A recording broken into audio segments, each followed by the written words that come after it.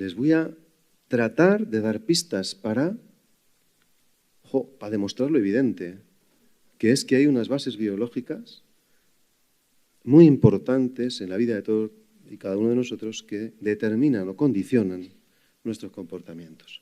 La hipótesis de la que parte la ideología de género es que todo es subjetivo y que la biología no importa. Esa es la hipótesis. Y la hemos aceptado acríticamente. Como quien no se hace preguntas, la acepta. Porque si te haces preguntas igual eso te obliga a ir contracorriente. Así que, bueno, seguramente si hay médicos en la sala verán que voy a decir cosas de la medicina, de la biología, que son como muy básicas, pero quiero llegar a todo el mundo, ¿de acuerdo? Así que, no sé cómo pasar esto. Empezamos dando pistas, y es que todas y cada una de las células del organismo son células sexuadas. Si un patólogo, un médico que hace biopsias, recibe una muestra y no sabe de quién es, puede al menos saber perfectamente, y da igual qué tejido reciba, si es de un hombre o de una mujer, porque en todas las células nucleadas del organismo, en todas, absolutamente todas, está esa marca. En todas está el cariotipo que dice si somos XX, chicas, XY, chicos.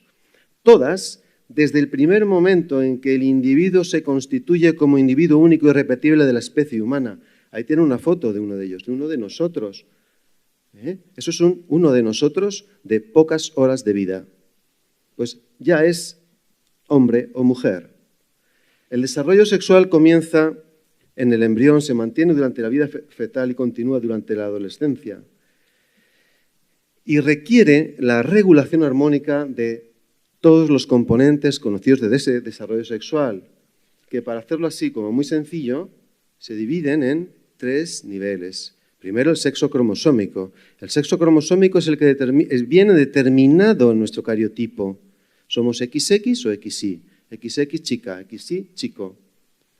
Ese cariotipo, esa constitución genética, incluye una serie de genes que van a expresarse y van a dar lugar al desarrollo y la diferenciación de las gónadas, bien en testículos o bien en ovarios, que a su vez se van a especializar en la síntesis de determinadas hormonas y no en otras.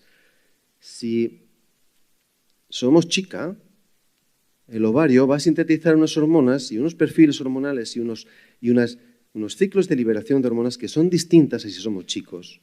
Y ese perfil hormonal va a actuar en todo el organismo. He dicho en todo, también en el cerebro, en el sistema nervioso central.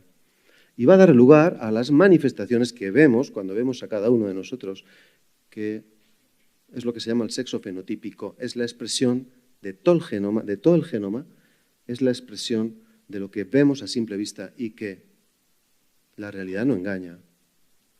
Así que el sexo cromosómico está definido en el cariotipo, describe el complemento de cromosomas X, Y o ambos, se establece en el momento de la fecundación y es la presencia del cromosoma Y el que va a determinar el desarrollo de testículos. Porque en el cromosoma Y está la dotación genética, los genes, hay un gen que se llama el gen SRY, que va a ser determinante de la constitución de testículos y no de ovarios. De manera que quien tiene un cromosoma Y va a tener testículos y no ovarios. El sexo gonadal es el propio de tener testículos u ovarios y no hay más tutía. Es que es así, es que no hay más tutía. Fíjense cómo ya conocemos multitud de genes que participan en esa diferenciación desde el primer instante del cigoto. Multitud de genes de forma armónica, ordenada, van a regular genéticamente el desarrollo de esas gónadas. Si esas gónadas finalmente se constituyen en ovario, van a ser ricas en unas células que van a sintetizar estrógenos, fundamentalmente estrógenos.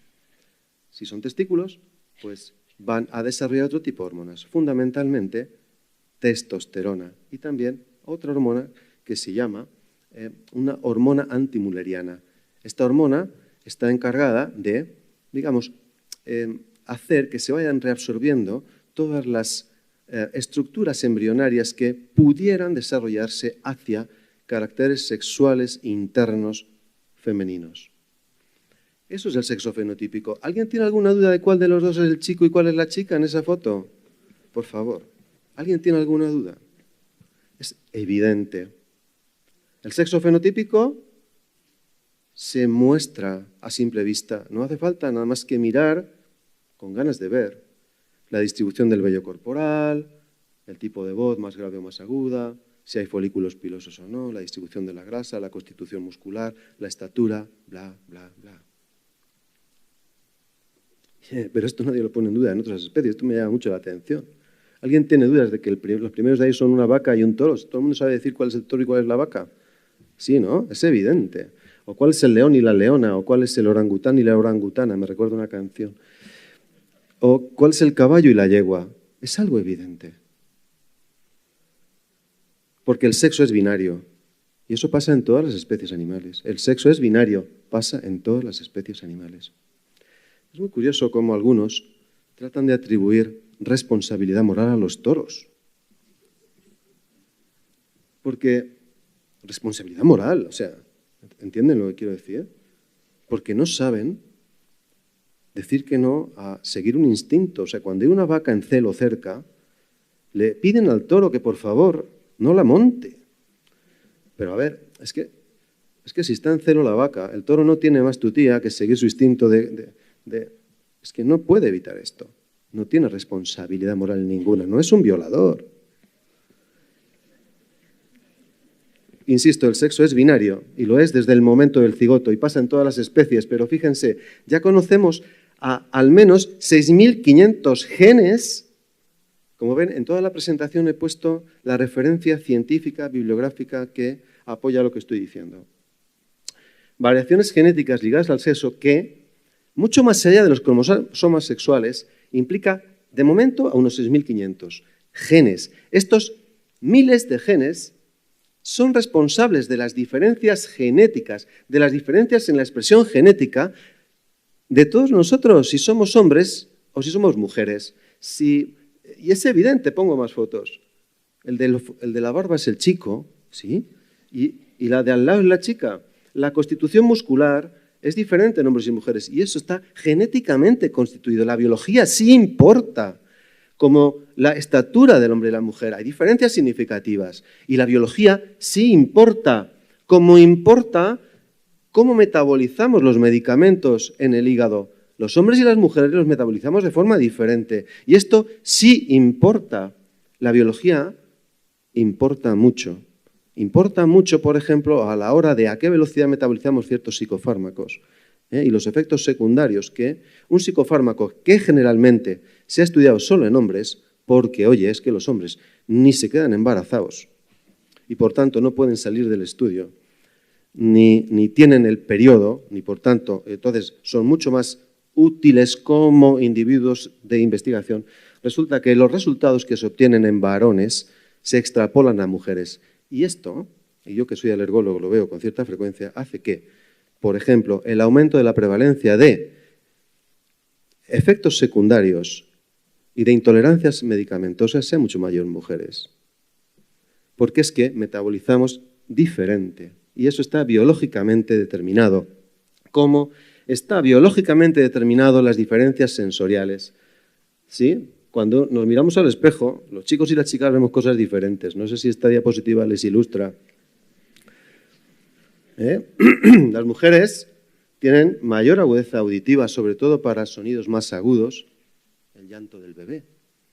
Gustativa y olfativa, menor ángulo de visión y además detectan mejor los sabores amargos. Los hombres, por el contrario, tienen mayor agudeza visual, tienen que defender la casa de los enemigos. Los hombres tienen mayor sentido de profundidad y perspectiva y detectamos mejor los sabores salados de nuestro cuerpo, ¿verdad? Muchas hormonas que van a actuar en las cápsulas suprarrenales, en el tiroides, en el hueso, en las gónadas, en la mama, ¿sí? En el útero, quien tenga útero. ¿Sí? Fíjense, las mismas hormonas, la LH y la FSH, son las gonadotropinas, son las hormonas sexuales, por así decir, que se liberan en la hipófisis.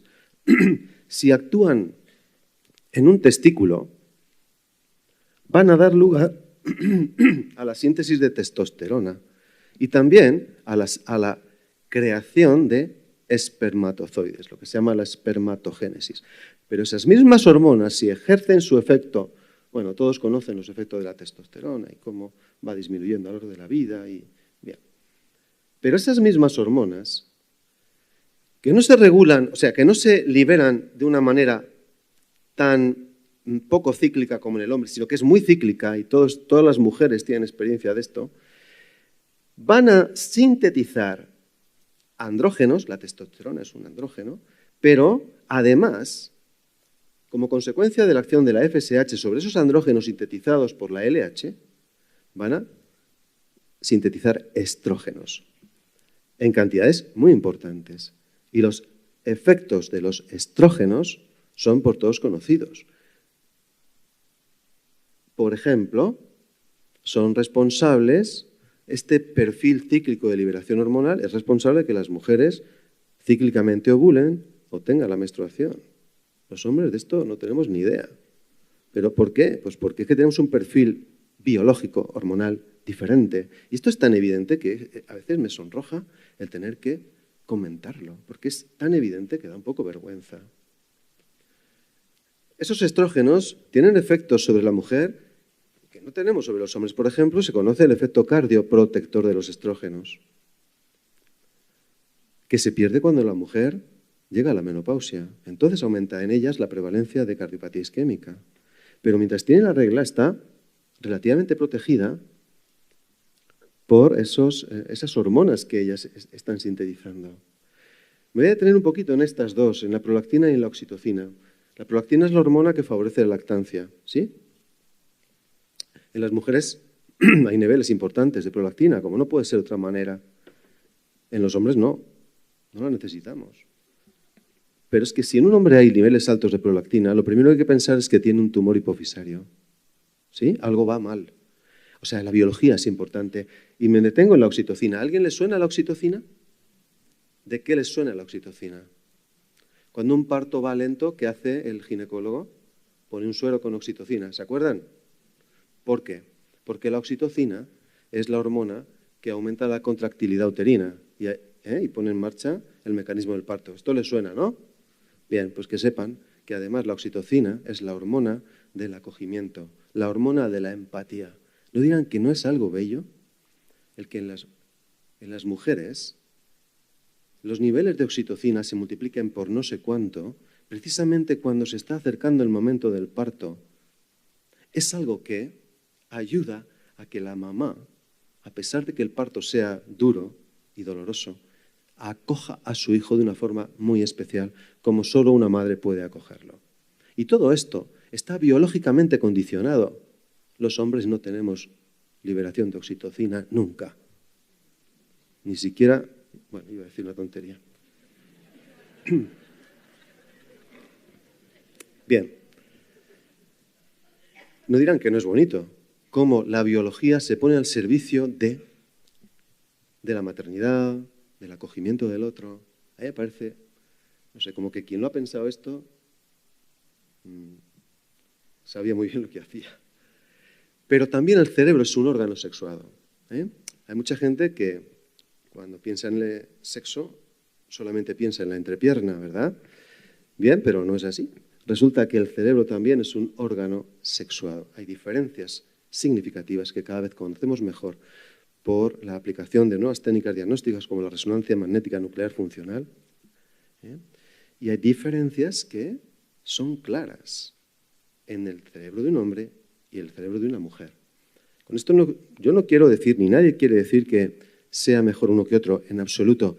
Cuando uno profundiza, lo que se da cuenta es de que hay algo súper bello en esta diferencia. Y es que son diferencias absolutamente complementarias. Esta complementariedad biológica es algo absolutamente bello. Les voy a dar algunas pistas de estas diferencias.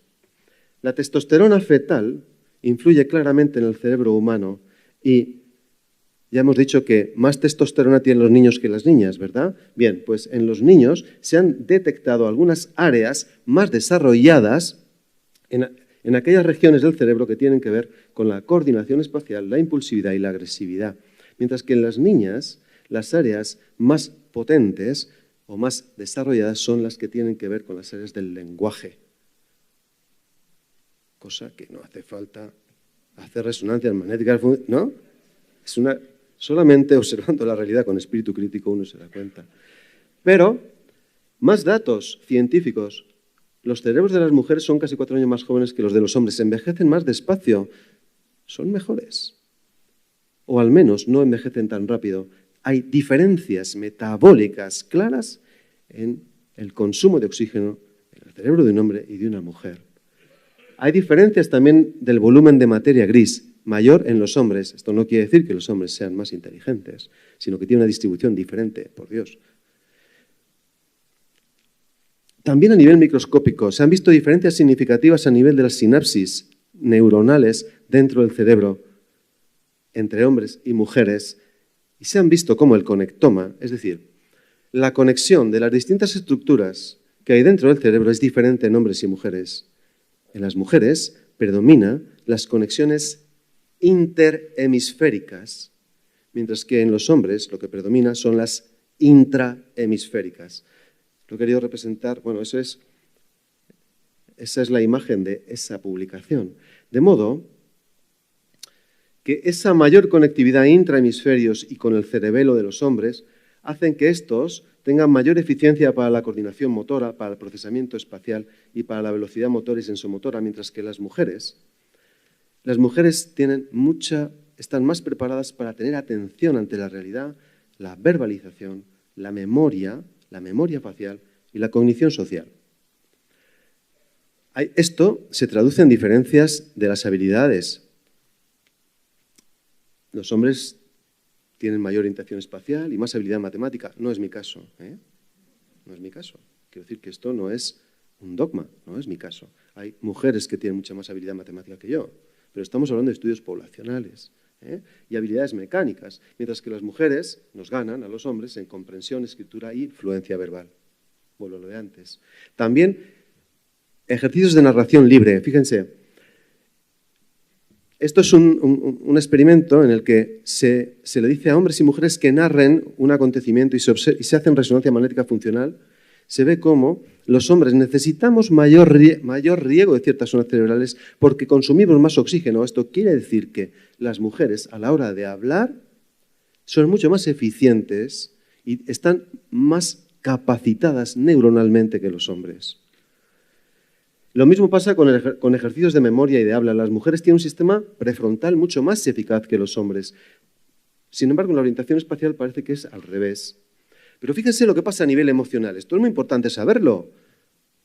Cuando una mujer y un hombre, ante una experiencia emocionalmente intensa, ¿sí? Imagínense un matrimonio que discute, ¿vale? Pues resulta que esa experiencia emocionalmente intensa activa un área del cerebro que es la amígdala izquierda.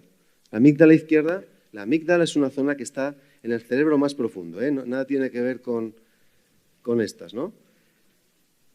Pero fíjense, el estímulo de la amígdala izquierda va a dar lugar a respuestas diferentes si eres hombre o si eres mujer.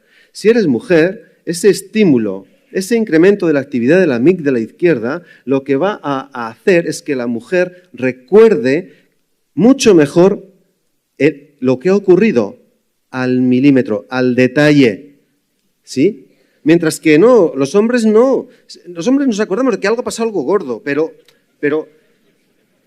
la amígdala izquierda estimulada lo que hace es que nos conduce más a una respuesta instintiva a la agresividad, ¿sí?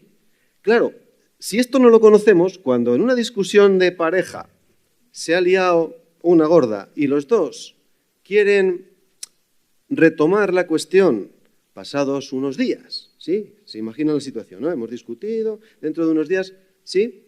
Entonces vuelve a salir el tema.